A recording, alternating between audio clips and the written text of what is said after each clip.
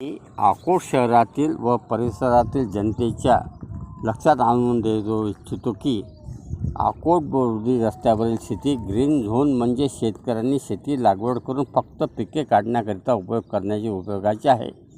पण त्या जमिनीवर शेती न करता काही शेतकऱ्यांनी प्लॉटची आखणी करून जी शेती 2 लाख रुपये एकराची आहे त्या जमिनीची प्लॉट आखणी करून विकल्यामुळे 30 लाख रुपये गुंठ्याप्रमाणे त्याची किंमत एकरी 5 कोटी वसुली होत आहे.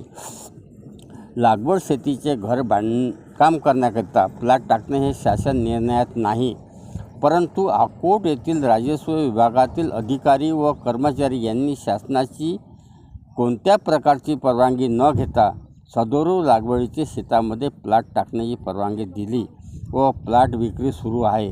त्यावर प्लॉट धारक व शेती मालक चर्चा करीत आहे व शासनाचे होत असलेले नुकसान थांबविण्याकरिता मी माननीय जिल्हाधिकारी साहेब यांच्याकडे पत्रव्यवहार केला व त्यावर अकोटचे उपविभाग अधिकारी राजस्व यांना त्यांनी पत्राने कळवून शासनाचे नियमाचे पालन करून संबंधितास योग्य माहिती द्यावी असे कळवले.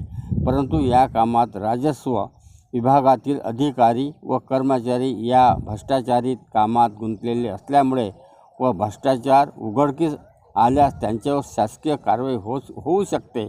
या कारणास्तव ते मला माहिती देण्यास विलंब करीत आहे.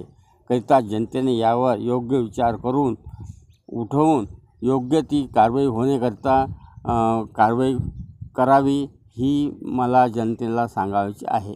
बस. ब्युरो रिपोर्ट अकबर खान, पत्रकार अकोट.